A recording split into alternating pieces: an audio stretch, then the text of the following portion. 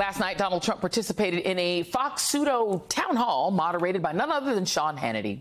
As the Washington Post's Philip Bump points out, these town halls are really just Trump rallies with a Fox branding.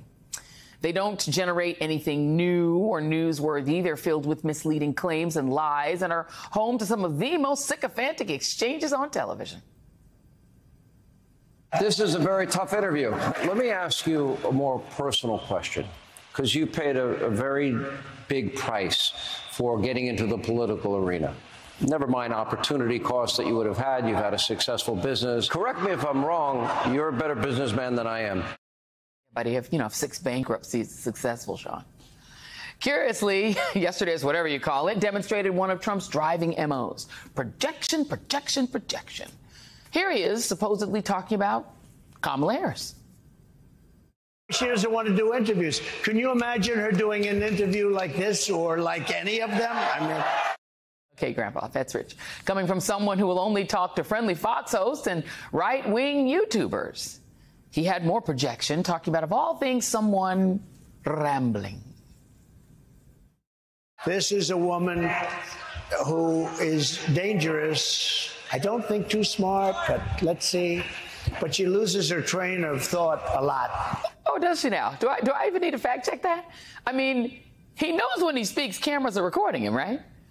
This is the same interview where he seemed to forget who he was running for president against. And how about concerns that attacks on J.D. Vance for being weird or sticking? Here he is talking about Tim Walz. There's something weird with that guy. He's a weird guy. J.D. is not weird. He's a solid rock. I happen to be a very solid rock. We're not weird. We're other things, perhaps, but we're not weird.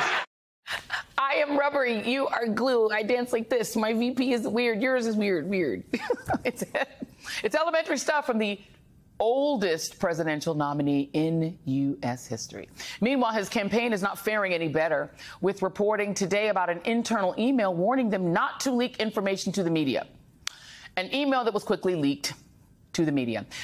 Joining me now is Tara Setmeyer, co-founder and CEO of the Seneca Project and a former Republican communications director, and Juanita Tolliver, Democratic strategist, MSNBC political analyst, and author of the forthcoming book, A More Perfect Party, The Night Shirley Chisholm and Diane Carroll Reshaped Politics. I know about this book, Juanita, and I'm obsessed. I cannot wait to read it. I'm obsessed. But I am going to start with you first, because, what was that? I mean, I don't understand it as a town hall. And does it not raise, again, the question of Donald Trump's cognitive impairment? Because at certain points, he seemed to think he's still running against Joe Biden.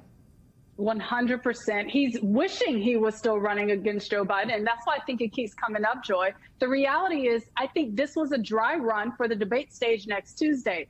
How many lies can you tell within 90 minutes? How much support can you garner from playing on people's fears?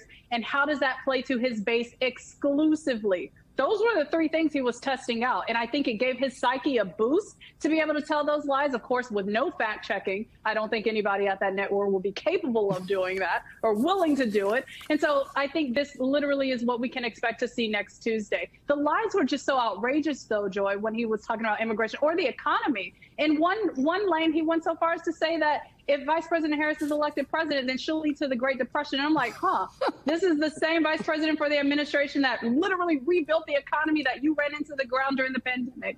Okay, sir. So he seems to have no connection to reality right now, but he's using this to boost his ego and practice for the debate to see how many lies he can spew in record time. I hope this isn't practice for the debate, Tara, because if this is how it's going to go, Lordy, Jesus, take the wheel. Let me play Donald Trump answering what should be a really easy question, because they are the forced birth party.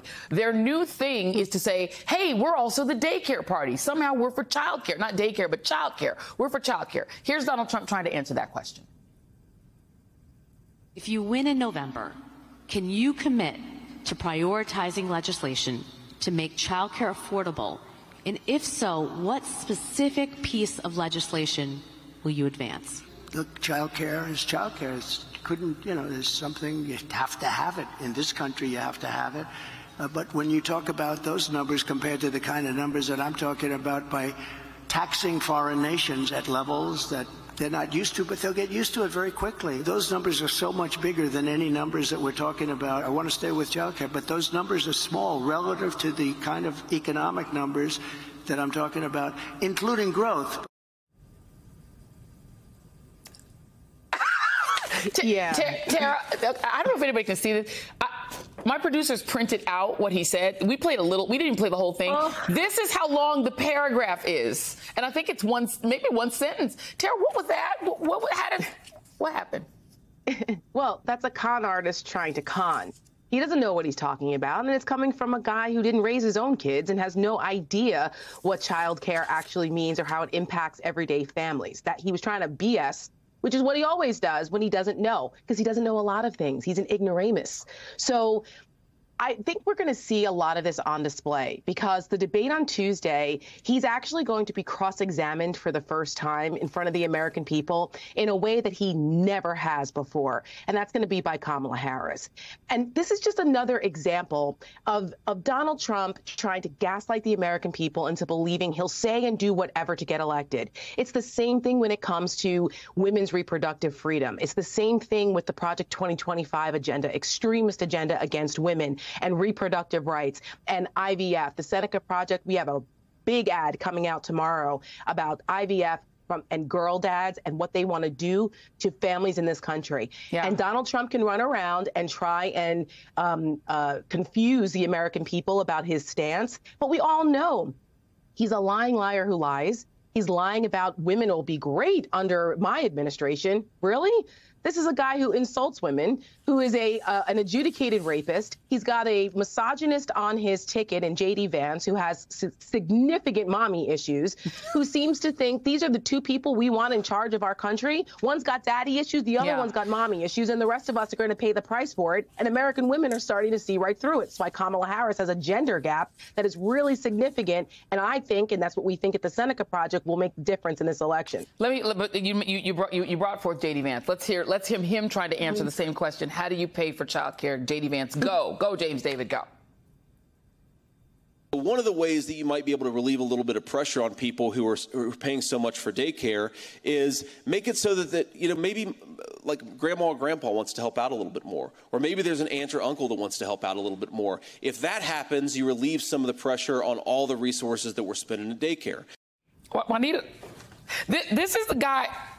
This is the guy who previously said on a podcast that his Indian mother-in-law, because she's a postmenopausal female, that's what postmenopausal women, the podcaster said that, and he agreed with it. And then the guy said that's why you have the benefits of having an Indian mother-in-law. So he's essentially saying the answer is indentured servitude for postmenopausal women. That's what it sounds like to me.